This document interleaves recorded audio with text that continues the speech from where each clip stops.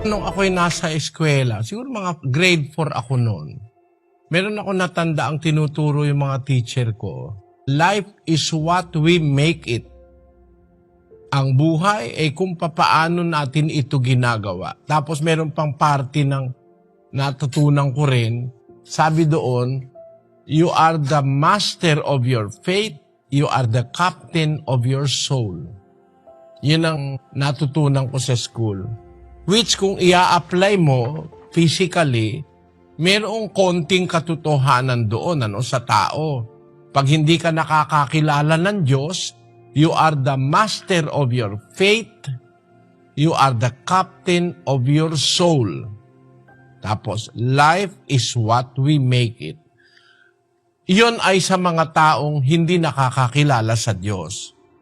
Pero, kung ang tao kumikilala sa Diyos, it is our fear of God and it is our obedience to Him that form the way of life that we are going to live on earth.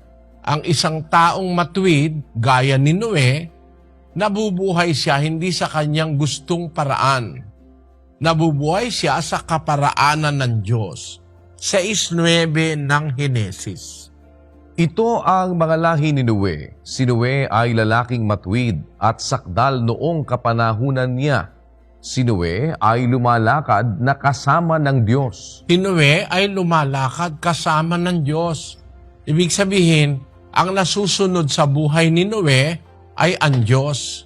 God is his leader. He is walking after God. Sumalakad siya kasama ng Diyos. Karaniwan sa nangyayari sa buhay ng tao is shaped by his faith. Yung paniniwala niya o kaya yung ambition niya. Diba, ang ambisyon mo ay maging abogado, yung buhay mo isi-shape nung ambisyon mo. Magtitiis ka, mag-aaral ka, no? 11 taong kang pasok ng pasok sa school, tapos kukuha ka ng bar, iikot ang buhay mo doon. Ang ibig kong sabihin sa'yo, yung sa tanong mo na, yung nangyayari sa buhay ng tao, desisyon mo ba yon? Unang-unang mahalaga ron, desisyon mo kung wala kang pagkakilala sa Diyos.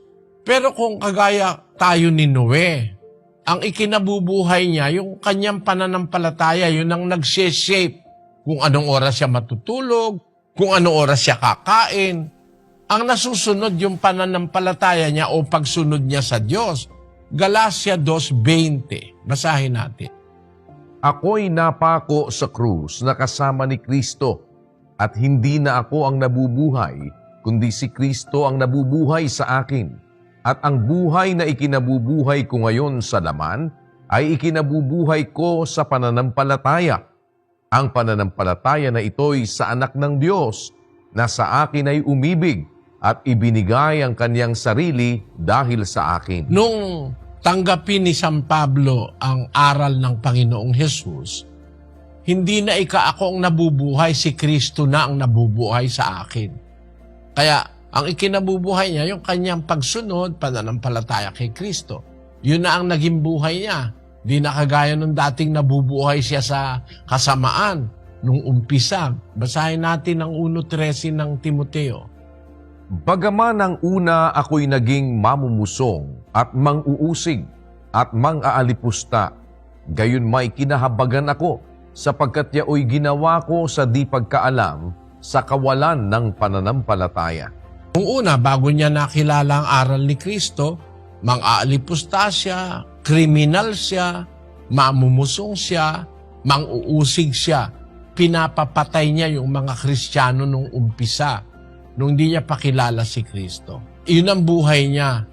Kumbaga, meron siyang matinding paniniwala sa Judaismo, kaya yung ibang relihiyon pinapapatay ni Pablo. Kaya nung nangangaral si Kristo, pati yung mga alagad niya, kasama si Pablo sa pag-uusig sa mga alagad ni Kristo.